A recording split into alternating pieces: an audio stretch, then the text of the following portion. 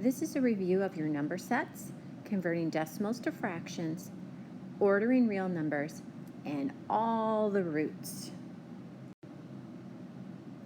There were 6 number sets that we talked about.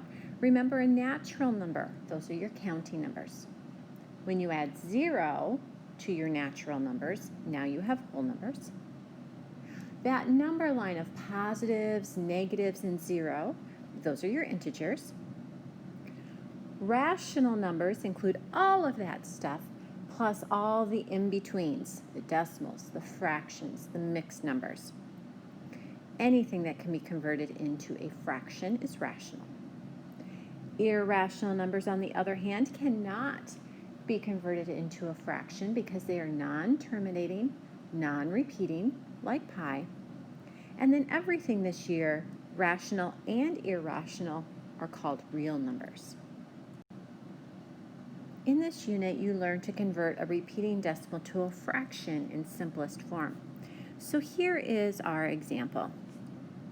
I see that this 29 is my repeating set.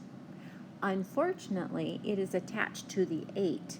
So when I move the 29 to the left of the decimal, that 8 has to go with. And so there are 1, 2, 3 numbers that have to be shifted to the left side of the decimal, which gives me a multiplier of 1,000. So when I take 1,000 times x, notice my 8 and one set of my repeaters are now to the left. If I had just left it as a normal x, I'm just going to write it here. If I had left that as a normal x, notice what would have happened. My goal of having everything line up would not have worked. So I can't just use a regular x. I had to move that 8 out of the way. And because I'm moving one digit out of the way, I am going to multiply it by 10. That shifts the 8 to the left of the decimal. And now, look, cancel, cancel, cancel, cancel. Super. Everything after the decimal is gone until infinity. So 1,000 x's minus 10 x's is 990 x's. 829 minus 8 is 821. In order to isolate my variable, I simply divided both sides by 990. That's a 990. I checked with decimals, and it's in simplest form.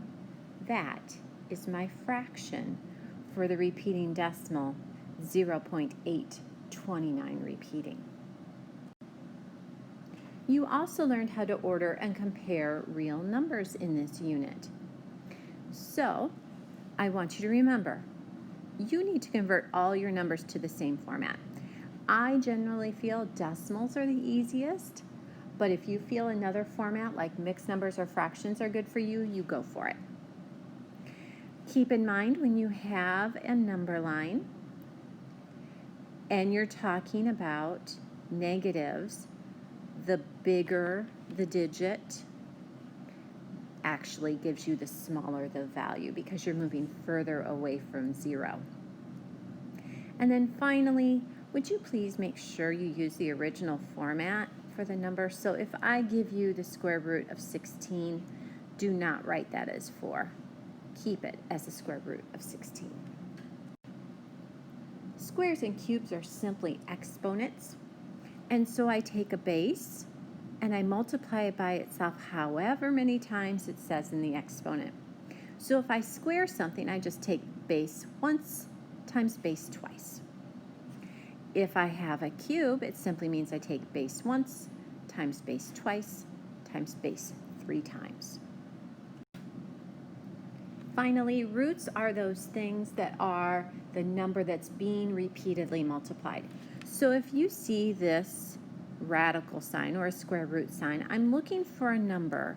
When I multiply it by itself, gives me that target number. This is the square root.